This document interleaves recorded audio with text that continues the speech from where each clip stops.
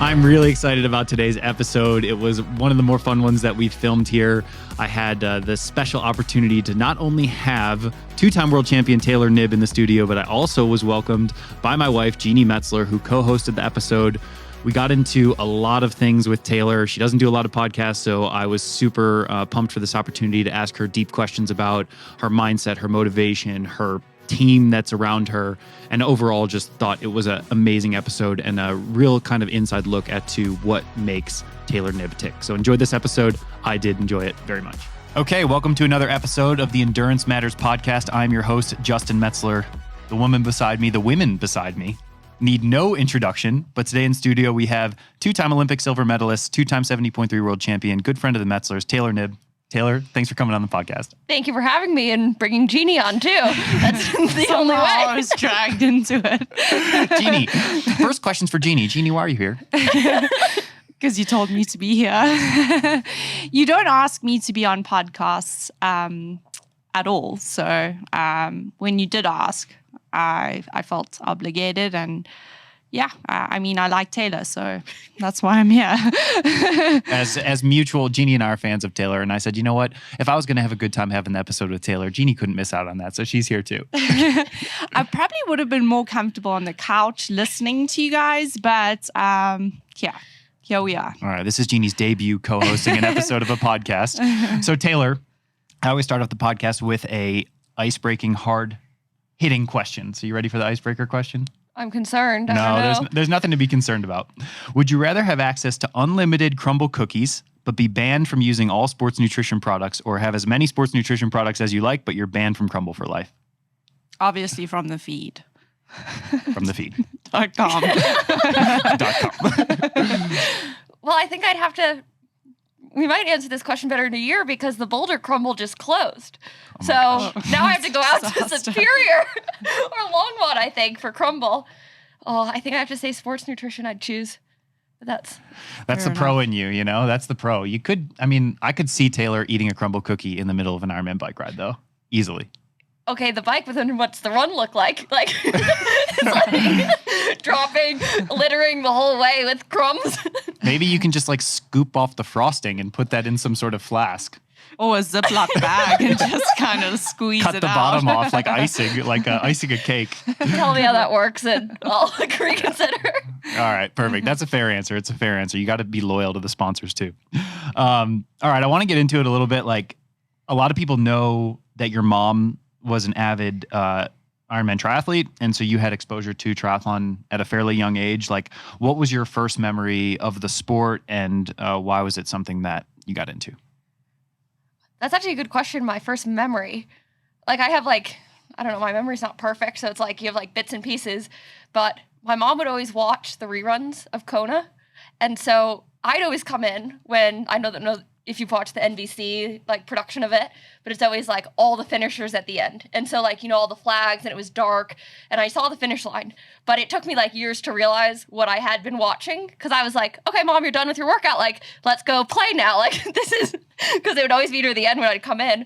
But I think the first time, I don't even remember the first time I watched her race, but it's just, I was dragged to a lot of races, and my brother and I were always on the sidelines, and I was always so jealous of everyone racing that's like, I just wanted to be out there. I don't know why. It was just a feeling. And so that's what got me into it.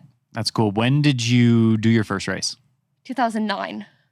2009. So how old were you then? 11. And it had to be a kid's race. I was very disappointed by that. It felt too short. And then that was always like, I just wanted to keep going longer. And then there were like blockages of minimum age requirements, and so I had to like kind of stick to different things, but I loved it. I just wanted to keep going. I think we spoke about this when we had dinner one time, because I had a very similar situation where I was wanting to do a 70.3, but I was 16, so they wouldn't let me do it, and then I had to like sign a special waiver, and then I got in.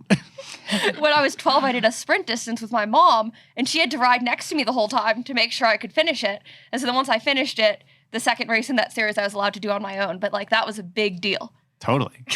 What were you doing for training? Were you immediately hooked on the training, or was it one of those things where you just like rocked up to the triathlon and did it?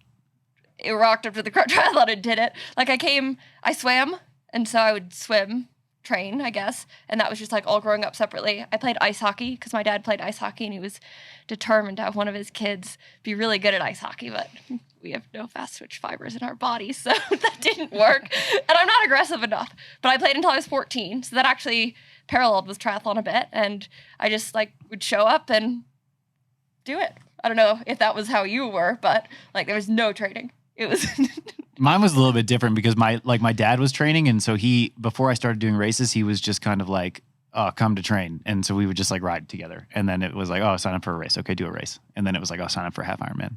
Okay, do that too. Yeah, maybe I ran with my mom once a week, but that was the training. Like, can you imagine if you did one training session a week? All right. So that's very cool. I mean, obviously, like it's awesome to have, like, you need that. It's not a shocker to me that you had exposure to triathlon at a young age. Talk to us a little bit about kind of, obviously there was so much time, like, you know, you're still young, but you've had a long career already, just having started when you're 11 years old. You've done it for 14, 15 years at this point. That sounds like a very long time, but yes, I guess so. That's the math. Yeah. So I think, like, you know, you stuck to draft legal triathlon for a while. Like, talk to us a little bit about racing the ITU and racing draft legal triathlon versus maybe the itch to go long course, and maybe talk to us a little bit about like when, how you felt during that time period when you were exclusively focusing on short course, but long course might have been calling.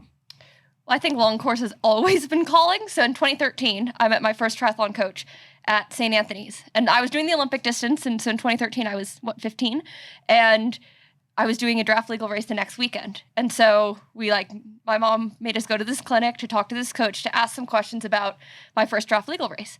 But I was informing her that I was doing my first 70.3 that year. Like this is how things were working. And she was like, whoa, like, hold your horses. And so I think like the long course itch was there way before the short course itch. And then it became more of like, I was put on that path, but like I've always, like, Kona's been my dream. It was not the Olympics. So I don't want to be harsh about that, but that's my reality. That's what I grew up around, and that's what I saw. Yeah. Do you think that because getting into short course, you know, before Jeanni and I even had met you, you know, you had come onto some of those short course races and like won them or gotten on the podium. Like, did you, even when you were having success at short course, did you still feel like that path was being forced upon you a bit, or did you embrace it a little bit more when you started to get a couple good results? I enjoyed it. It's always like, I don't know, I love getting better at things. And so when you're not, I don't know, it's really hard to have a perfect race. So once you like start doing something, then it's like, oh, I want to get good at that, whether or not that was like your initial goal. So with short course, it was just like there was this like very good progression from youth elite to junior elite, and then like racing at the World Championships, and then into my like racing elite races and World Cups and World Series races. And the nice thing is I was so inconsistent. That was awful. Couldn't deal with that. But because I was going to school, so it was like, I felt like my career was not on pause for 4 years, but it was just like, get through college and then you can focus again. Yeah, for sure. Talk to me a little bit about like that time at Cornell. How much time did you spend studying? Because Cornell is not an easy school academically. How much time was spent doing triathlon and collegiate sports versus studying and focusing on getting good grades? A lot of time was spent studying and getting good grades. Like I don't want to remember what I used to do to myself. It was probably very harsh. But I remember by my junior year, maybe senior year, I finally told my triathlon coach, I'm like, I cannot do 3 sessions in a day. Like that is just, do not give this to me. Because if I do 3, it would boil over to the next day because I was either missing on sleep or missing on studying that just like piled up. It's like once the semester at Cornell got rolling, you just felt like you were behind until you turned everything in at the end. So that's a lovely way to live for 4 months straight. And then I was just wrecked after that. So if I could do it over again, I think I would do a lot of things different, but you can't. And I got through it and it wasn't pretty. I never nailed a track season in college. I kind of figured out cross country, and my triathlon results were, I got lapped by Florida in Bermuda. Like that was, it was very humbling. So I think it was also good just to experience that of like learning how, you don't want to learn how to lose, but learning how to lose. Sure. What's one thing you would have done differently looking at it now? I think at first I would have joined the swim team because I didn't have, so I went from a huge swim program and I had people to train with every single day. And then I did learn how to swim on my own, which I think is a skill that I have now. But those were a rough 2 years. And it was my cross country coach who told me, he's like, you need to join the swim team. Like, your swimming is awful in triathlon racing. And, Oh, wow. and he's like, I've talked to Pat, and he's gonna let you train with them. And I'm like, well, thank you, Artie. Like, not very many cross country coaches would do that or say that, because he cared about my racing outside of the collegiate program a lot. And so, but yeah, I think I would have joined the swim team earlier. It's a great team. And so I loved, once I did, like, getting to meet those people and enjoy that. Yeah. Do you think that the college coaches, particularly your college running coach, knew that they had someone who could potentially make it to the Olympics or be really successful beyond college, and they were kind of giving you that lenience? Or was it something that you were saying, hey, like, in order for me to be the best athlete and the best person, like, I want to be able to do triathlon in addition to running? I'm not sure. I'd have to ask my coach, and he would probably be very honest. But I think he kept a very big team because he knew that it was important for everyone to have a lot of goals. Like, there were some coaches in our league who people would come to them and they'd say, okay, I want to be an engineer. And the coach would say, no, you can either be an engineer or run. And so a lot of them ended up at Cornell because my coach was like, well, some of my best runners have been engineers. Like, great. And they had hard lives. We didn't see a lot of them, but like, it was just, he was open to trying new things and experimenting and realizing that there are a lot of different ways to get success. And so he would always say there was going to be a freshman in the top 7, but he never knew which one.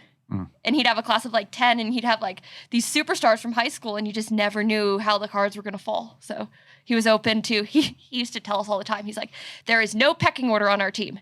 And we had to always like live by that, because anyone can beat you on any given day. And it wasn't more of a competitive drive, like to make us so competitive against each other, but more like anyone can succeed and you have to respect that. Yep. No, 100%. Yeah. And just circling back to kind of like this dream of Kona that you had, and then balancing college, all the activities that you were doing, was that just like kind of getting through college in order to get to that Kona? Or was it like, what was the reasoning behind, like, you know, focusing on the Olympics before going long course? Because I know for myself, I tried an ITU race when I was 17, 18, and I got smacked around in the swim, and I was like, I'm never doing this again. Like, I need to try something else. And I went over to long course, and I was like, oh, okay, this is a bit more mellow. No one's hitting me around.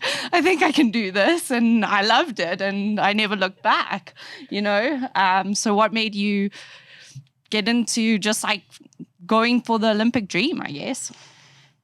That's a good question, because I just had that exact experience 2 weeks ago. And I said, it was the first time actually that I said to myself, I'm not doing that anymore. And don't worry, that only lasted a week. Sure. Because I think there's a drive to, okay, like, yes, winning is so much fun, but there's also a dream of like mastering things and executing well. And just like, you know what, you want to see what your potential is. And if that lands you 5th on the day, it's like, okay, like, I can live with that, but I don't really want to live with not seeing where that falls. Yeah. And yeah, that's so a good answer. So I don't know if I want to go to another Olympics, but I do want to continue short course, because I still feel like I need to try some things. I want to experiment with some things, and I want to master it a bit more. That's the danger. That's the addictive part of the sport. No, absolutely. No, that I get that. Do you think you could potentially get caught in a cycle where you're chasing maybe like a false truth of maybe nailing that race? Like you said, no triathlon's perfect. And if you're continuously in this cycle of like, oh, I need to get a better ITU race, you could spend the next 15 years trying to continue to go to Olympics and ITU races and maybe not find it, and pick up your head and be like, oh, wow, like I don't have that much more time for Kona. Or are you sort of planning it out and saying, hey, I'm giving myself X amount of time to get this short course thing right, and then if not, I'm moving on? Yes, I don't know. If you talk to anyone who's worked with me in the past 3 weeks, they'd be like, yeah, maybe don't ask Taylor that question right now, because the answer changes by the hour right now. But I think also in terms of just learning skills, there is so much that I still need to learn, and I haven't necessarily had the time for, because I've made the mistake of just like jumping from big goal to big goal to big goal to big goal. And you never really pause and are like now I'm pausing and going to work on my nutrition for the first time.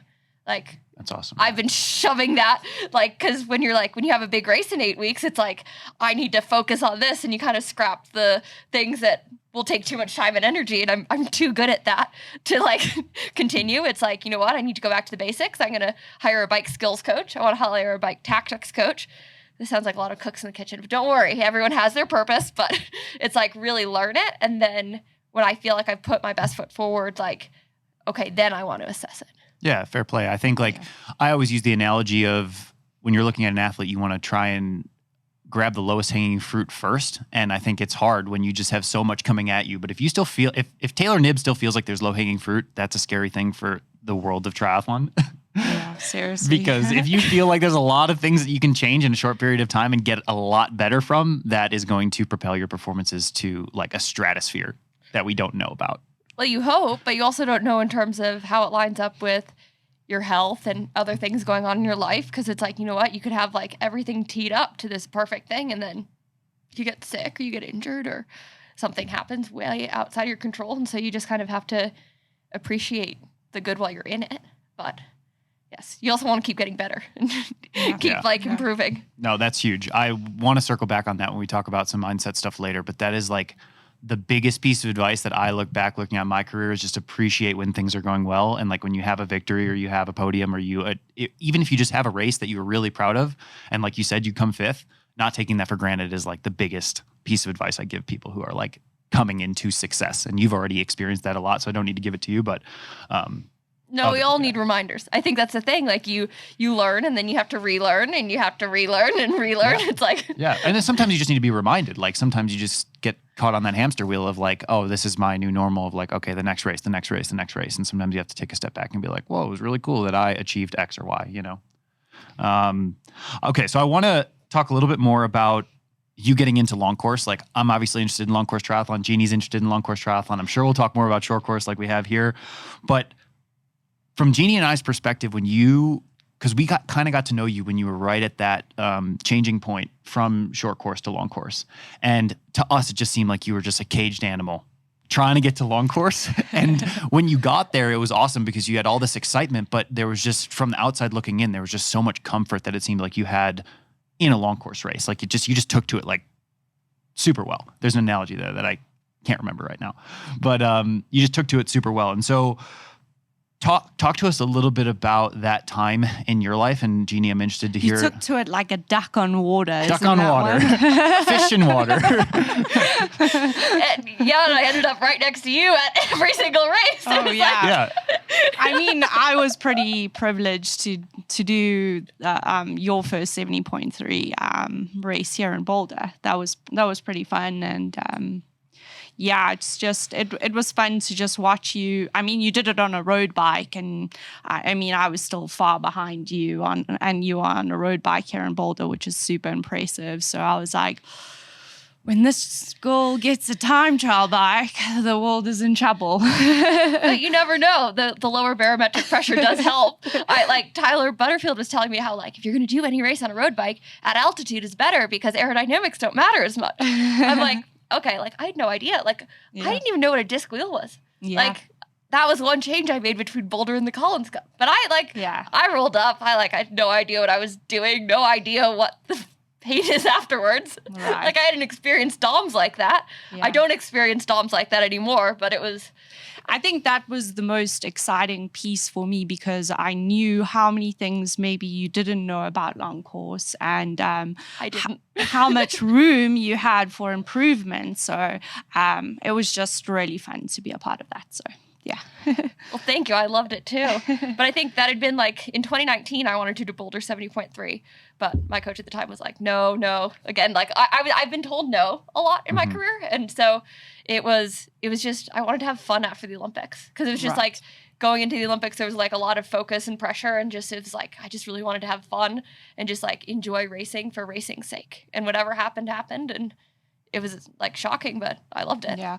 I really appreciated just how excited you were, because I think I had done long course for many years, and like it's just fun to be around a young person that is just so excited about the sport, and it gave me the energy I needed at the time to just kind of like, I don't know, rekindle my joy for the sport. So it's like I can just really appreciate that about a person that's just so excited and just stoked on triathlon. So yeah. But you pulled me through so much training that year, and that was the other thing. It was like we had a lot of similar training, and so it was also, that's where it wasn't as daunting for me.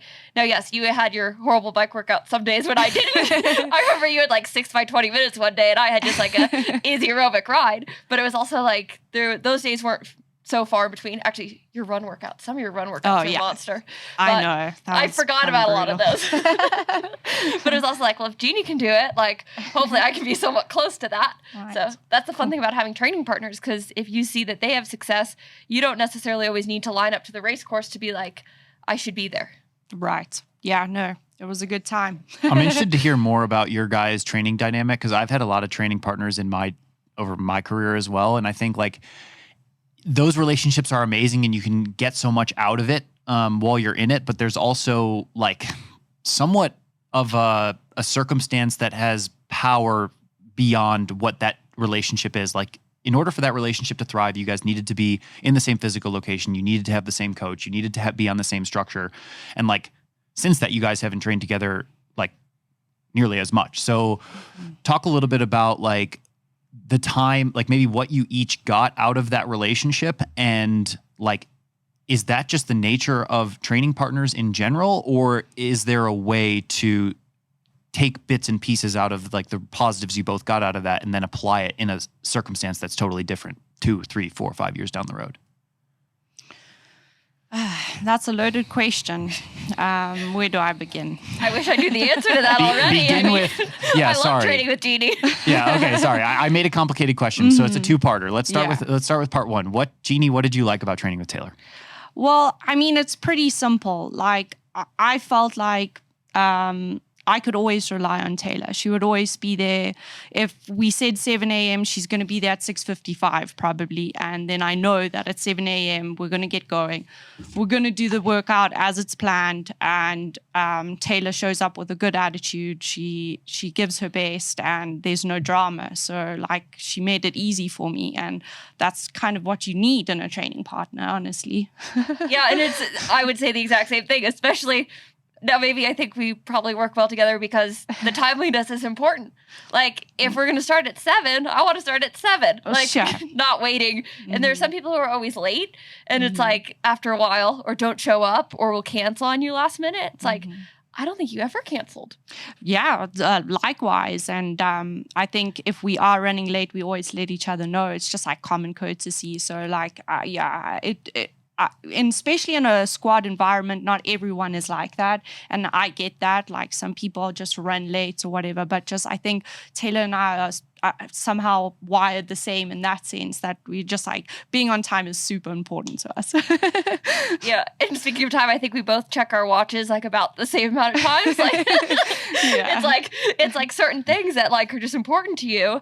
And like, you care about like hitting the session well. Some people I don't think care about that as well. Yeah, I do think that Taylor is very meticulous, though, more so than I. So I think she complimented me very well, because at sometimes I like to let go and just kind of get flow and just like not think about things, where Taylor would always be thinking about things. So I would like have that to make sure that like I'm actually hitting the right paces and stuff. So I didn't have to think, because I knew Taylor was doing it. Yeah, totally. Well, that's actually really beneficial for sure. Just so you know. That's good to know in retrospect. But I also think having the same coach really helped, because we were on the same schedule. And I think what really, you might remember this differently, but I think what really brought us together was when our whole group went off to training camp in Florida, and we were kind of like the 2 people in Boulder. Yeah. So it was like we were the only people. And then I felt like we formed a really good relationship, and it wasn't that long. And then that just kind of carried over throughout the rest of the year. And it was just, like it brought me through that year, and I'm so grateful for that, and I loved it all. Yeah, no, absolutely. The times at rally I look very fondly upon, and it was just like, just Aaron made a really good environment for us there, and I just look back on that time with a really good perspective, I guess. Yeah, I think the second part of the question was that like inherently times do change. You know, people have different objectives. People have different schedules. Like you both have moved on from that coach.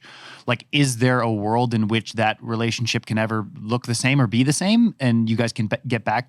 Do you want to get back to that, or could you get back to that? Or is it now just a circumstance of like, hey, everyone's on their own new path, and that's okay? I guess things are different now, especially if you have a different coach. And just not being in a squad environment, we're not going to see each other every day. But I think like there's ways to make it like work for each other's schedules to kind of link up when we can and stuff. So it's just different now. That's all.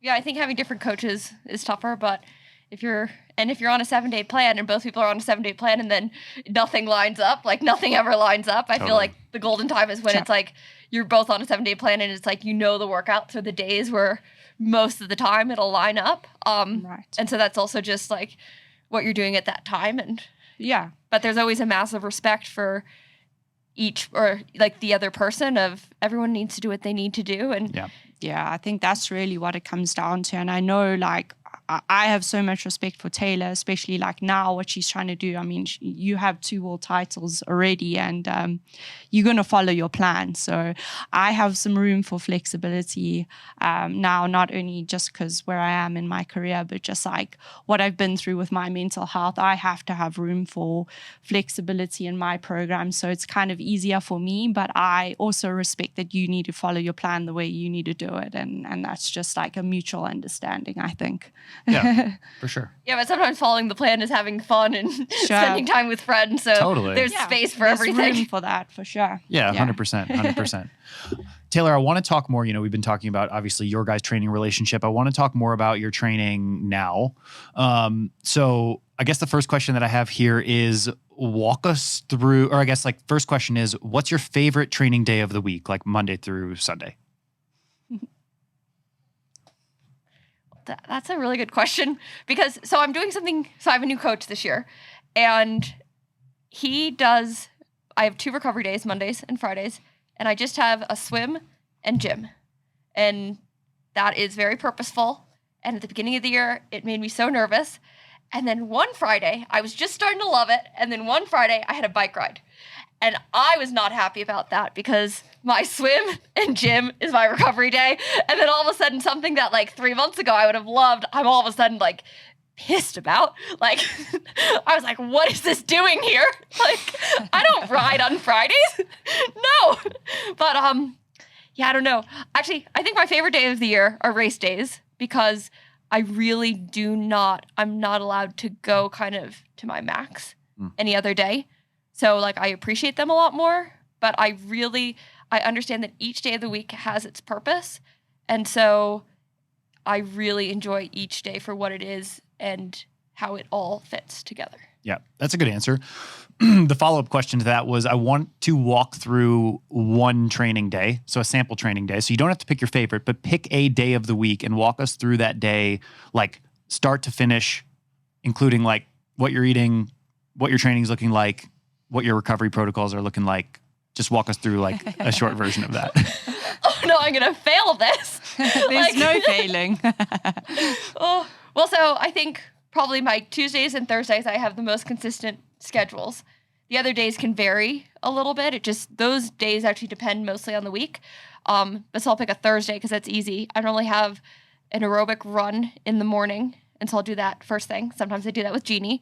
Oh, so I have the same breakfast every morning. I have oatmeal and yogurt, and so I'll have that first and coffee. I'll do my aerobic run, and then I'll have a snack, and then I'll go to Julie's swim from 9 to 10:30, and that's normally a quality swim. You guys have experienced a lot of Julie's swim, so she doesn't mess around. No. And then I packed a snack, and I go straight to PT from 11 to 12. So if I go from swimming versus home, I can avoid Foothills Parkway. That is my whole strategy because it backs up so much.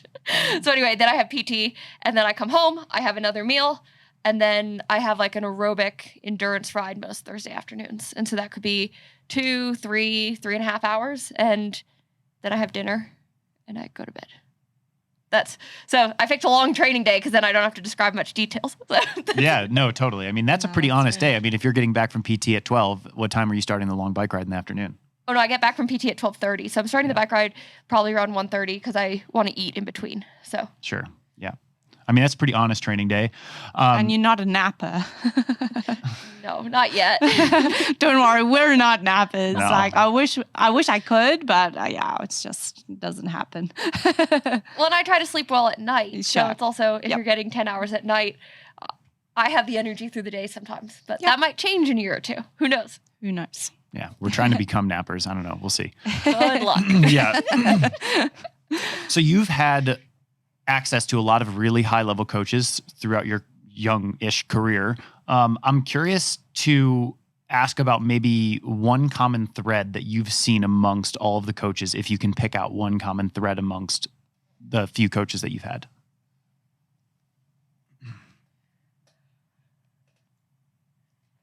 That's a really good question. I could pick threads between probably chunks of them, but my current coach actually, is very different from the other ones in the best way, but that I didn't know. So I might have to come back to on that one. Okay, that's fine. I guess you've mentioned now that you are it seems like you're having great success with the current coach, Dan Lorang. He's coached some of the best athletes that have ever walked the earth in triathlon, which is, it's not a surprise that you're connecting with him and doing a good job. What do you feel like is the most important quality when it comes to connecting with a coach and doing well? Well, I care and he cares. And I think he really wants to listen to me. And so I try to communicate as best as I can, but he really listens. And so the second a coach stops listening to you, I think that's you're done. Cause he listens so well right now. And so that's when it works, I think. Yeah, for sure. Excuse me.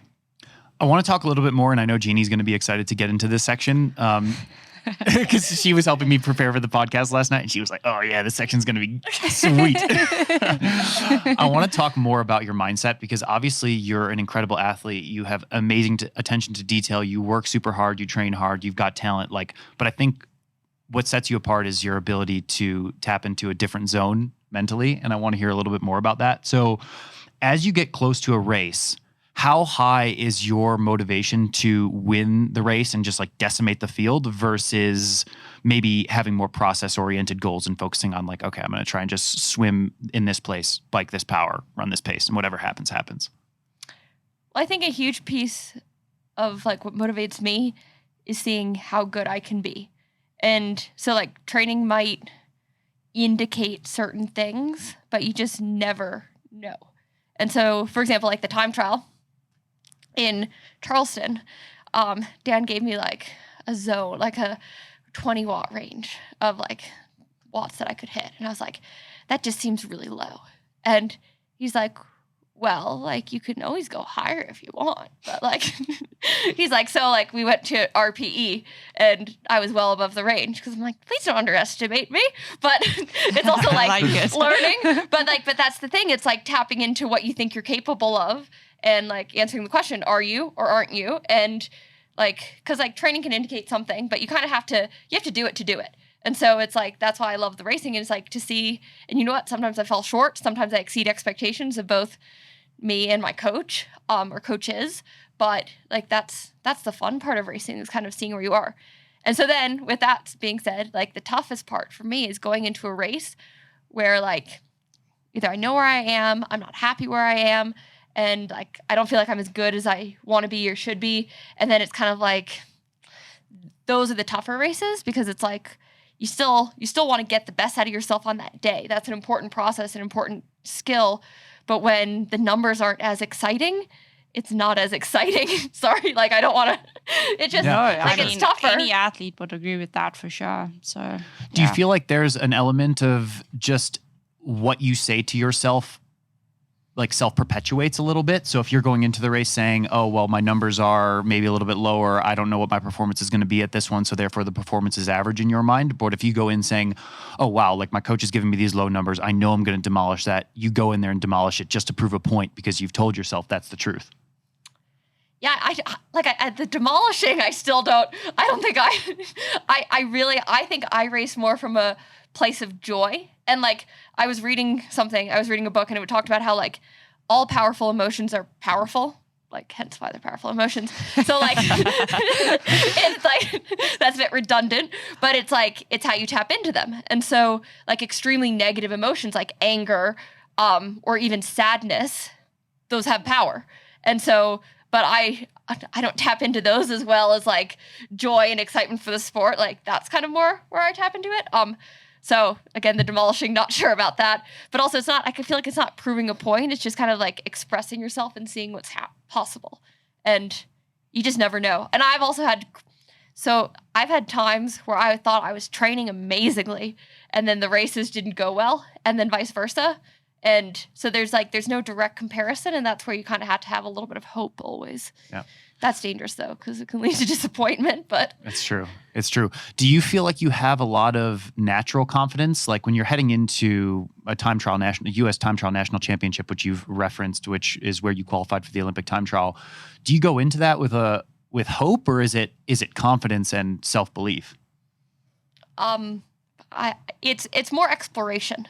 So I actually messaged Dan the night before the race, and because I was so nervous about the start ramp. I was nervous about how it would go. I had just been to Yokohama. I had some other like personal things going on, and so I just didn't know how I was going to race. And also where you're going to stack up, because I've never raced these women. I don't know how I stack up against them, and I have full respect for them. And I'm like, Dan, I really don't want to embarrass you. Like, this is his world of cycling. Like, I don't want to embarrass him in any way, shape, or form. And he's like, oh, don't worry. This should be like the lowest pressure race of your year because like you're a cyclist. Like he even said, he's like, imagine these women on the start line of a WTCS race and how they might be feeling. He's like, there is no reason for you to put any pressure on yourself. Like, and so I think it's also like, maybe like the best thing is being honest with those around you about how you're feeling, regardless of how that is before a race. And then they can help you or not. But like just putting it out there, like, this is how I'm feeling. This is what I'm worried about. This is what I'm excited about. And just like, sorry, I just am who I am in a way. And that's like liberating because it's like, you're going to get everything, whether you want it or not. No, we appreciate it. For sure. That's good. Are you going through that process with your team every single race? Or is it like, oh, okay, well, I mean, it seemed like the time trial national championship means something to you. Obviously, you were going through all of those steps and those emotions. But is it like, okay, Yokohama, I'm having the same sort of conversations and emotions. Cagliari, same emotions and conversations. Olympics, same emotions, conversations. They're different emotions every time. And I think it's very much, Dan's been really good at refocusing me and making sure I understand like what the purpose is, but also not telling me some things that I didn't need to know. Like, he only told me after the triathlon in Paris that crashes can sometimes take a lot out of you. I'm like, well, thank you for letting me know that. Like, I was so optimistic after I crashed so many times in the time trial. And then he's like, yeah, like, you just have to understand. He's like, I've seen it so many times with riders. Like, after a crash, like, sometimes the power just dips. And he's like, I hope it was enough time, but it wasn't. And so, like, he knew I shouldn't know that until after. Yeah. And so that's also like knowing what to say, when to say it. And also like, I wasn't going to tell Dan that I was going to like blast out his power numbers before. I was just like, okay, like, am I allowed to go higher if I feel good? And like, yes. So it's like being honest with each other and like understanding the goal and the purpose and how you want to execute. And then also just kind of seeing how the race goes. Like that's part of it. Like there's some things you can't control. Yeah, 100%. I think also like I want to touch more on your maybe relationship with Dan, but it sounds like because you guys have a relatively new relationship, like all relationships in life, you're experiencing things for the first time. So those things are going to be maybe new, or you're going to glean something totally different from that conversation than you've had with a previous coach. Whereas when you continue to have the same circumstances over time, you both will be better suited. Yes, or also know what to communicate. Because in Sure. Abu Dhabi, the race didn't happen, but I got to go through my first race week with him. And we talked before the race, and he asked how I was feeling. And I went on this long rant about how I don't care how I'm feeling race week because like it really doesn't matter, it doesn't change anything, all this stuff. And I try not to think about how I'm feeling. And then at the end, he's like, well, I asked how you're feeling because based on how you're feeling, I can make adjustments to your race week, like workouts to help. And I was like, oh, I've never had that before. Like, that's new. So that's also why now I'm a little bit more open with how I'm feeling and what I'm thinking, because like in Yokohama, I was just exhausted. And so like my normal race week, he cut out a lot of the intervals in them because he's like, at this point, the intervals that should be stimulating your system will just make you more tired. So we're gonna scrap those this week. Yeah, that's really smart. So it's like, so even that's a new thing for me, because before it was just like, this is your race week, here's your pre-race, like deal with it. And Yeah. now it's like, oh, it can change. So that's also learning like how it rolls with different coaches. Yeah, and I think it's important for you to you have to accept that process as well. And obviously it just comes down to trust. You obviously trust him tremendously, and he's helping you a lot. You know, you mentioned Dan. I know your team extends beyond Dan. There's multiple people now. Do you feel like the buck stops with you ultimately? Or do you feel like the wins are team wins and the losses are team losses? And if there is an error, it's not just you who made the mistake. It was a mismanagement from the entirety of the team. I think that's a bit too simplistic, because some errors are just me, unfortunately. Some are more than that. And then, so it's like, I don't think it's that like black or white, because there are sometimes where it's literally all just me.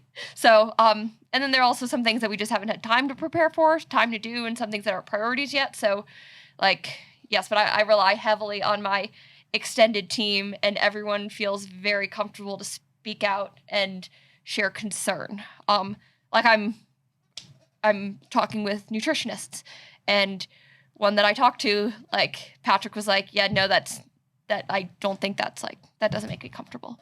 So, and like he had his reasons and it was great. And I'm like, thank you. Like now I see that because you pointed that out. And so it's very much, we're aligned as best we can be and all in like support of our one goal. Maybe not one goal, many goals, but the overall arching aim. Totally. Are you finding it harder like over time as you continue to have more success and more people want to buy into like your brand or your success and want to hop along for the ride? Inherently that happens in all professional sports. The better you are, the more people want a little piece of the pie. Are you having more trouble? Are you having any trouble sifting through who are good people to trust, or do you have close people to you who are kind of sifting that for you? Patrick is phenomenal, and he is fantastic at saying no. Like, I am so grateful for him. So I bounce a lot off of him, and he also makes sure to include Dan where appropriate or other people who I work with when appropriate. So it's, yes, the default answer is no right now. So that's where Shout out Patrick for not shutting down the pod today. I didn't ask him. This is a friend thing, so that's why we're doing it. Oh, nice. That's awesome. Nice. We slip in there. How do you unplug and just get away? Because it's so obviously like the sport's so intense. All of us live and breathe it. Like, what's your little thing to just kind of get out of it for a bit? That's a good question. I don't know how good I am. Although I did spend because I got sick after I came back, I spent just a week in bed, and it was like heaven. Like I didn't really leave. So don't leave your house. That's like heaven. Or go up into the mountains. You read quite a bit though. Yes, I do, and that really helps. Mm-hmm. Because then you're in a whole other world. And I read both fiction and nonfiction. But then I think in Boulder it's just nice to go out on like really deep into the trails, because I don't think a lot of triathletes go there. Yeah. I think Justin and I are going to do that tomorrow. Yeah, we're off Just tomorrow. don't say where. We're not saying where. We're just going off the map a bit. I need that right now. Yeah, 100%. We're just going to go unplug a little bit. Or timing. That's the other thing. Yeah. Like you could Timing time is things everything. where you just miss thankfully triathletes are like such people of habit that like, if you don't want to see anyone, just swim at like a different time. You can go to the same pool and you're good. Yeah, like, totally. Sorry, if you don't want to see anyone, Not at 8 a.m. That's Scott Carpenter. No. Yes. 100%. Jeanni, do you have any more questions in this vein or in this like mindset talk area? Yeah, just one more question. Because I struggle with anxiety, and definitely before races, I put a lot on myself. I wanted to know your like ways of managing pressure before racing, and definitely now that you've had a lot of success in the sport, like, is there a lot of pressure to win, and how do you manage that leading into races? That's a good question because I probably don't do it perfectly. I think the people around me get a lot of the brunt because I can get very mean and very short and very like upset about like the tiniest things. Yeah. My parents said there was some race last year where they said I was the nicest I'd ever been before a race. I don't remember what race it was, but it's like Justin gets all of that from me. So, and understanding that it's part of it, but so I guess having people who understand that that's like okay to deal with, and that's like it's really not personal, but it's part of the process of you getting ready. That sounds like you're trying to just like excuse all behavior. Like, yes, you want to still be nice and a good human, but some things like you're going to be nervous. You're probably going to be, as you become more focused on one thing, like a lot of things are going to either escape your purview or they're going to just be annoyances. So right. It's like no, but I do feel like just having that communication just with your coach on just like how you are feeling and what you are concerned about, and just like managing that before racing, I can see how that is helping you right now. And obviously you have a great team around you. I think that's super helpful. So, yeah. But also going through like, what are the goals of this race? Like, why are you lining up on the start line? Like in Oceanside for me, it was very much the primary goal is to validate. So you need to cross that finish line. And then when you like frame it that way, it's like, okay, everything else and you is just like, went on to crush that one. but that can be the more liberating times. Sure. Because No, it's like, I love it. You know what? Like really, like I really just need to cross that finish line. Yeah. And that's what you need to do. And everything else on that is dessert. Like, and when like in realizing sometimes like creating those situations where the worst position is like, okay, either you like literally like win and that's matching expectations, or everything else is a loss. Like there's no way to exceed expectations. And that's the most fun part of the sport. So like, where can you exceed expectations? Where is like, okay, this is good enough, and where would be really the loss? And at that point in the season for that race, it was like, yeah, like that's like, you need to cross the finish line. That's hitting the expectations. And we also wanted to see where my fitness was because I hadn't raced Abu Dhabi. But like, what are the goals for this race? What are you trying to get out from it? And it's like, okay, great. Because I'm not working with the team I'm working with to end at the end of this year. Like, I'm hoping there's a long time in the sport and realizing that it's going to take a while, like, hopefully, to get where you want to go. Because things just don't happen overnight, unfortunately. Great answer. Very good answer. I have one more question here before we wrap up this section. Like, how long do you feel like you can keep up this pace? Do you have a long-term game plan? You know, obviously you're still very young. Do you want to do this into your 40s? Is this something like you've got a 5-year plan, or are you not even thinking about that? I'm not really thinking about that because LA sounds so far away in 2028. But I had the privilege of meeting Kristen Armstrong in Paris, and she won 3 gold medals in the time trial when she was 34, 38, and 42. Her, and so she's That's like, impressive. But then to think like, wait a second, like 2040, that seems like a while, like 16 years from now. But she's like, Taylor, it wasn't physical. It was like, you have to like mentally like want to make yourself hurt and like be okay with that. And she also took breaks. So that's the other thing, like not being afraid to take breaks, I think. And then whether you come back to the sport or not, great, but not like, don't shut doors too early. So I don't know. You never know. I could be done with the sport next week, but it could also be like 16 years. So who knows? I really hope you're not done with the sport next week. That would be a tragedy for me as a fan of triathlon. So please do not do that. You never know, but that's the other thing. Like something outside of my control could happen. So you have to be grateful while you're doing it and just hope you can do it as long as you want to do it. Yeah, absolutely. Absolutely. You know, you mentioned big plans for the future, multiple goals for the future. I think some of that probably just coming off the Olympics now is you're just, like you said, taking a step back and sifting through sort of what the next phase is going to be. But, you've said Kona, that's a big thing on your mind. How much of that is going to be the focus for 2025? Well, I think it's going to be a focus. I'll also need to do an Ironman to validate. So that'll also be a focus, because I've only done one Ironman. So that could take a while for me to recover from. Yep. And so, yeah, I don't know, because there's also other things I want to do. I think no one knows what Ironman hasn't posted their race schedule. Even though we're already in the qualification window for 70.3 Worlds, I think we're 6 or 7 weeks in now. We don't know the qualification requirements as pros for next year's Worlds. We're over 10% in, and we don't have the criteria yet, I don't think. Sure. And then who knows about the T100? I don't know about short course, so sorry, there's a lot. And then I fell in love with the time trial, but... Yeah, that was our next question. Yeah. Jeanni, what's your question about the time trial? Well, I mean...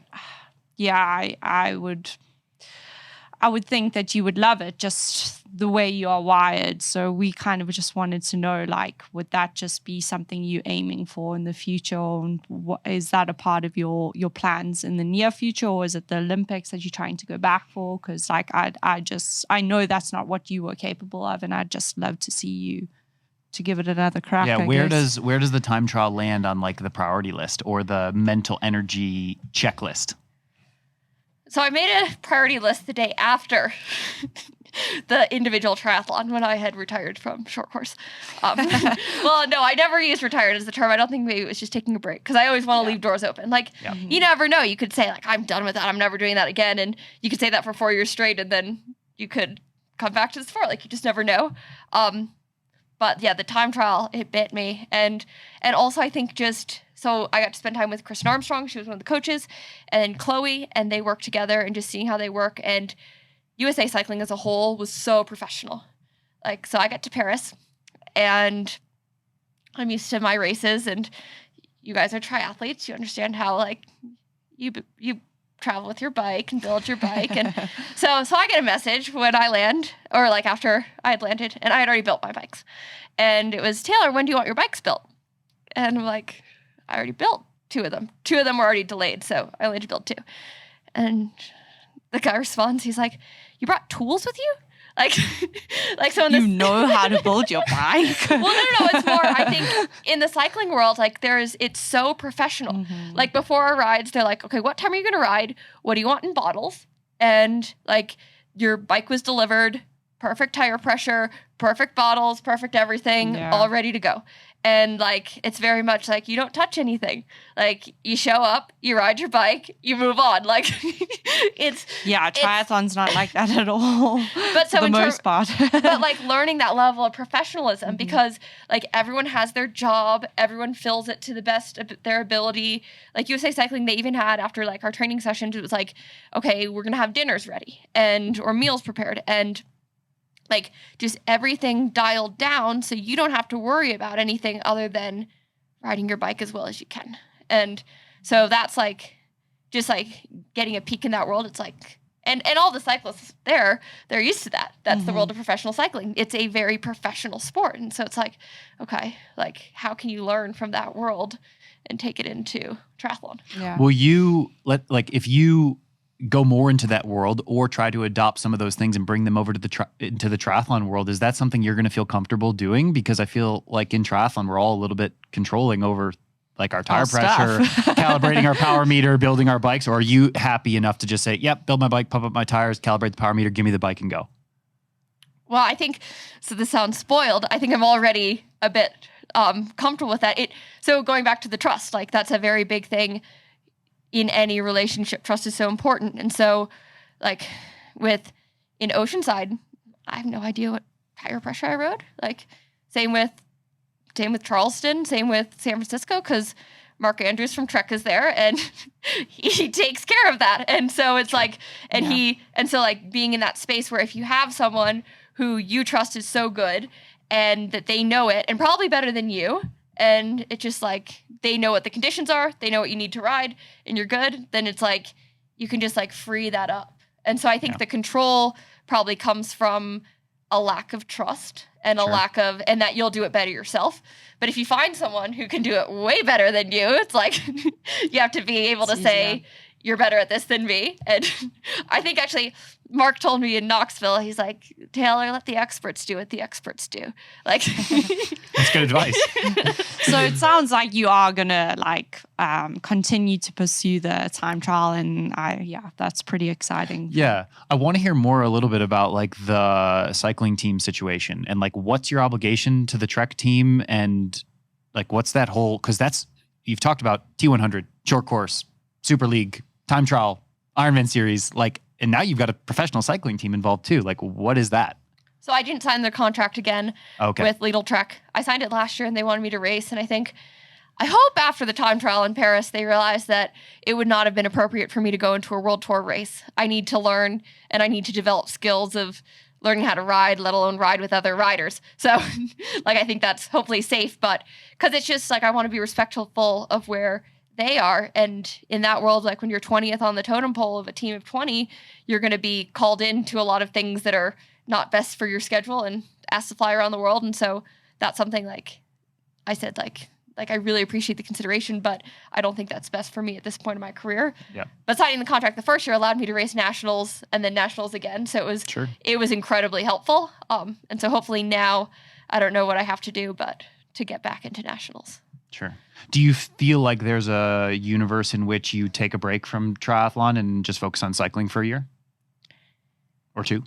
Oh, well, yeah, I mean, if I had a debilitating run injury, or like if I could never run again or never swim again or something like that, like probably, who knows? Like, I don't know, did you watch the Tour de Femmes? Like, it seems cool, but then you see everyone crash. And Yeah, it's like, totally. Great. I'm like, that's not selling the sport as much.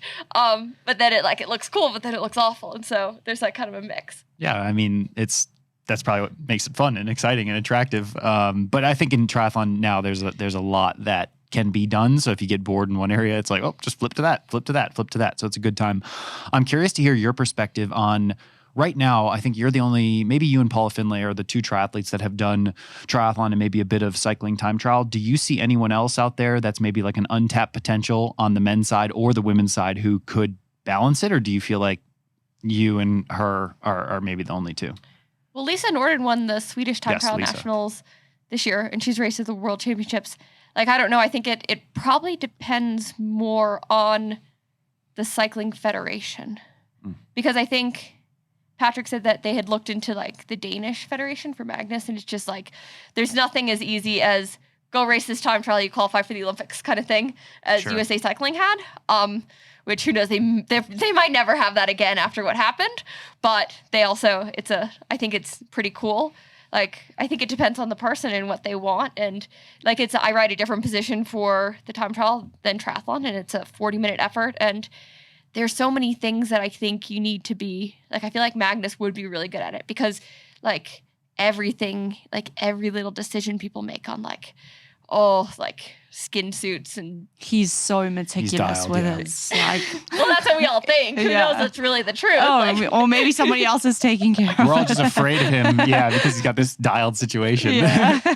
like I'd selfishly love to see Sam Long walk up to time trial nationals and just kind of Totally. Oh, for see sure. how he is. And it's a cool place in Charleston. So Yeah. like, but also just to see, like, you just never know. So, and it depends on what the athlete wants and if it Yeah. excites them. I mean, I was smiling during the time trial in Charleston, and apparently people don't do that during time trial. Like, That's amazing. but it's like, Yeah. it was Of course so you were smiling. Totally. How does we've talked about a lot of things on the podcast. Where does T100 play into your motivation, and what's the play there? Are you getting excited about like a T100 world title on the line, or is that not as motivating as maybe other things? Well, I'm really excited for it this fall. It's going to be my focus. I think San Francisco was very fun, and it was like it's just a fun distance because I don't think it wrecks you as much as the 70.3, and like there's just a lot of I'm very grateful to the T100 for giving the people who are going to the Olympics a bit of a different requirement. Like the Olympics for me entailed 4 races with a huge amount of travel. Like, it's not like I wasn't doing anything. And so like Ironman, there was no easier way for me to validate or qualify. It's just like everyone has the same rules. And so it's like, okay, like understand you're a private organization. That's what you're going to do. But so I really appreciate that the T100 had a lower requirement for those of us going to the Olympics. And I think it's just a fun format. I think there are a lot of questions on how long it'll last and just even where the grand final is. Yeah, but do you deem like a T100 world title the same as a 70.3 world title? Would you consider, or an Ironman world title? Or an Ironman world. Would you consider that in the same vein, or do you think it's just different and that's okay? I think they're all different. And I think even like you can look at your sponsor bonuses and what everyone cares about, and different brands will care about different like world titles differently. And so, but it's, you have to ask yourself at the end of the day what you care about. And so that's the most important thing. You've mentioned that the main motivation for you is just getting the most out of yourself. And if you feel like you did that on the day, then you'll be satisfied. What event or distance, if you're choosing between world championships, do you feel like you can extract the most out of yourself in? How much time do I have to prepare? A year. Oh, that's a good, well, and what's the course? Like, what are those? Like, you don't get to choose. It's just going to be you a get mixture. to choose the distance, not the You don't get to course. choose. It's going to be like the T100 final right now. You're not going to know until you know. But what if that we don't know if it'll even exist? So It will exist. This event exists. Okay, you're promising that. Yeah. Okay. Oh, and each rule the same for every single event? Like so 20-meter draft rule for T100, 12-meter for Ironman, 70.3s, like. Sure, and you can lump in like, you know, the Olympics and world What distance are you WTCS world choosing? title. You can throw in a Super League world you can title throw if you in want the time that. trial too. Throw We in the wanna time know. trial. You have throw to in the choose. Olympic road race. Oh, wow. Throw in the Tour de Femmes. Well, so if it's anything like. What's going to get the most out of you? Well, okay. She can't choose.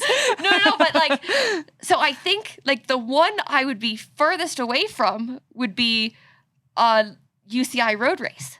Like if I was capable of that, that would be huge, because that would mean that in a year's time, I have improved my bike handling skills and fear of my bike tremendously. So that's probably like a huge improvement for me as an individual. Oh, that's very interesting. Yeah, I think like a short course world title would mean that I've really improved also in a lot of areas that I've been working on. So it's also like, where do I think the biggest gaps are? Because, so for example, like the weekend of October 20th, it's like, do I want to go race T100 Vegas, or do I want to go to somewhere in Spain where I can't even pronounce the name, and there are 17 turns per lap, meaning 136 turns in a 40K bike course? Like, I'm not prepared for that right now. Sure. Like, I'm not ready for that. So, yeah. So, sorry, I haven't answered your question, but I'd take any. Like, you can't complain about a world title, right? No, you can't complain. Let's not get greedy. Yeah. That's good. Do you have a number of world titles that like you are striving to achieve? No, not It's at all. just as many as you can. Well, no, I think it's, you just want to keep racing and racing well, but I also want to walk away from the sport healthy. Sure. So that's the other thing in terms of like some like sacrifices or investments I'm willing to make into the sport. But like whenever I retire, I want to be able to still run and bike and swim and love it and have hopefully decades and decades of health that like I'm just not willing to sacrifice. Yeah. That's smart. I think I was only asking in the sense of like, you look at a Michael Jordan, I think at the end of his career, he was like looking for number of championships. Yeah, to I don't add think to a Taylor's tally, looking at you that. know? It's more so. And I'm not in the running the most yet. out Like, of myself. Yeah. You tack up another 3 or 4. I mean, it's not out of the question by any means. I that's think. not that easy. Just another. Yeah, I'm talking about, I guess, from the outside looking in. Yeah, you just tack on another world title. Just throw it on there. Yeah. Okay. Do you have any, Jeanni? Do you have any more questions when it comes to No, I this think section? we did pretty good. Okay. Cool. Let's see. I want to talk a little bit about, before we wrap up and get you out of here, like inspiring the next generation of kids who want to get into triathlon, because I feel like as a pro myself, I feel like it is a little bit of my responsibility, whether it's through this podcast or through a YouTube channel or whatever, to like, even if one 14-year-old kid's like, hey, I want to be like that guy, that's a responsibility that I feel like I take on. What's one piece of advice that you'd give to 13, 14-year-old who wants to be a pro? also the question is the 13 or 14-year-old approaching me? Or I've had a number of parents like, how do I motivate my kid? I'm like, Not the parent. The kid's already got No, it. you're going to talk Okay, to the good. kid. You, Tell them. you as a 13-year-old, and you've got Marinda Carfer in the room, and like, you know, she's giving you advice or whatever. What would you say to that kid? well, I don't know if I would have thought I could be a pro at age 13 or 14, and let alone my parents. Like, if you talk to my dad, like, oh yeah, Taylor's going to be a pro triathlete. Like, oh my God, he would not have been happy about that at all. So I think, like, if someone, I don't know if having the goal to be a pro is necessarily, you can have any goal that you want. I would say, like, you just want to get the best out of yourself and be the best you can be and see where that takes you. And also, like, make decisions along the way with how it's going. Because you know what? Like, they could get to 18 and be like, you know what? Or go to college and figure out that they, like, really love this career path or really love, like, this other thing in life. And so following your passions, and because there have been times where I've wanted to quit and I wanted to be done with the sport. Like, I talked with Neil Henderson in 2019. And I remember it was before Abu Dhabi, the like WTCS race. And I was like, yeah, I think I'm done with triathlon. And he's like, you can still go to the Olympics in another sport. Like, I only remembered this year. And I'm like, well, I really don't care about the Olympics. Like, I just like, I want to enjoy it again. I want to get fit again. And I was just like so frustrated. And so like just, I guess, having good people in your corner along the way who will help you and like keep moving forward, because you just don't know how that forward looks. It's a good answer. Yeah. All right. Jeanni, any big questions that we looked over before we get into the rapid fire? No, I don't think so. We're kind of crushing it. All right. If you feel that way, then we are definitely crushing it. Oh no, I feel like I fail every podcast. No, so we got some good answers out of smashing it. Taylor. This is Like, awesome. seriously. Yeah. All right. I finish all the podcasts with some rapid fire questions. Sometimes it's just like 4 or 5, but for you, I have a few because I don't know. Jeanni was 8. She's looking got at my cheat excited. sheet here. We don't have to do 8. No. They'll be quick. They're like, Yeah. they're quick answers. All right. All-time favorite race. Well, that's not so quick. They might be thinkers. I don't know. Well, because I like a lot of races for a lot of different reasons. And a lot of races are special to me for different reasons. Oh, okay.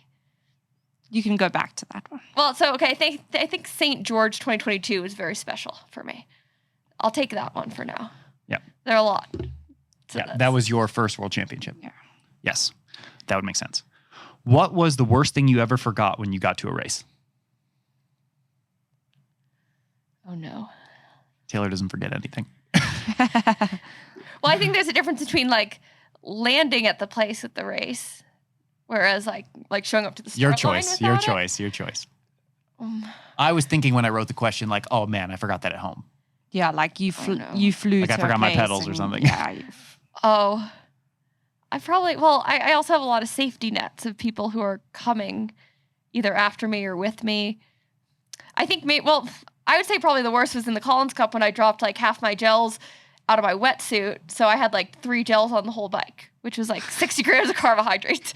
So maybe does that count? Like That I counts, literally that like counts. I And reached she back still for a won gel. the I reached back for a entire gel and I Collins realized that Cup. they were all gone. And so I'm like, I have 3 gels for this 2-hour race. And I'm probably the worst person in this field to go like low energy on. Totally. So yeah, that's probably not what you were going to ask for. Oh, that's fine. That's a good answer. What is your favorite piece of sponsored equipment? Ooh, my bikes. But I like it all. I appreciate any equipment, but I love my bikes. Yeah, that's a good answer. Favorite non-sponsored piece of equipment that you spent your own money on?